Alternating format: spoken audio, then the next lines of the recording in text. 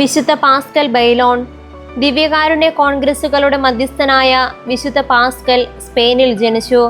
കുഞ്ഞിനെ അമ്മ ആദ്യം പള്ളിയിലേക്ക് കൊണ്ടുപോയ ദിവസം അവൻ മുഴുവൻ സമയവും സക്രാരിയിലേക്ക് നോക്കിയിരുന്നുവെന്ന് പറയപ്പെടുന്നു. ഭാവിയിൽ സക്രാരിയോടുണ്ടാകാൻ പോകുന്ന സ്നേഹമൊക്കെ ആ പ്രഥമ സന്ദർശനത്തിൽ തന്നെ പ്രകടമാക്കി. ഫ്രാൻസിസ്കൻ സഭയിൽ ചേർന്ന അദ്ദേഹം ക്രിസ്തുനാഥനോടെന്ന പോലെ ദരിദ്രരോട് വർത്തിച്ചു. ഒരു സന്യാസ സഹോദരൻ എന്ന നിലയിൽ മാതൃകാപരമായിരുന്നു അദ്ദേഹത്തിൻ്റെ ജീവിതം.